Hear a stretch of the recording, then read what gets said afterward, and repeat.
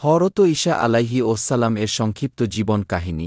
হরত ঈসা আলাইহি ওসালাম, যিনি খ্রিস্টীয় ঐতিহ্যে যিশু নামে পরিচিত, আল্লাহর একজন পছন্দের রসূল ছিলেন।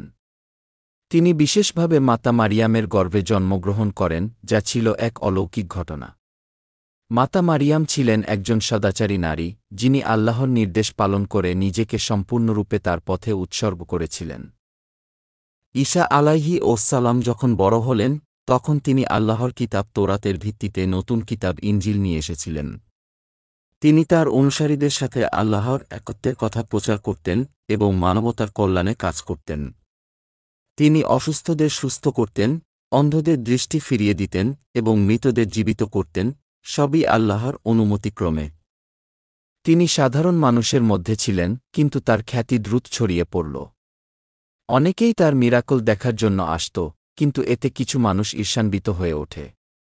ঈসা আলাইহি ওসালাম যখন সত্যের পথে মানুষের কল্যাণে কাজ করতে থাকলেন, তখন শাসকগণ ও ধর্মীয় নেতাদের মনে ক্ষোভ জন্ম নিল। ঈসা আলাইহি ওসালাম জানতেন যে তার উপর একদিন আক্রমণ হতে পারে। তিনি আল্লাহর সাথে গভীর সম্পর্ক স্থাপন করে তার পথে চলতে থাকলেন। একদিন তার বিরুদ্ধে ষড়যন্ত্র করা হয় এবং তাকে ধরার চেষ্টা করা হয়। তবে আল্লাহর মহান রহমতে ঈসা আলাইহি ওসালাম উদ্ধার পান এবং তিনি আল্লাহর কাছে ফিরে যান। এই ঘটনা থেকে শিক্ষা নেওয়ার বিষয় হল, আল্লাহর পথে চলা ও সত্যের প্রচার করা কখনো সহজ নয়, কিন্তু যিনি সত্যের জন্য সংগ্রাম করেন, আল্লাহ তার সাহায্যে সব বাধা অতিক্রম করতে পারেন।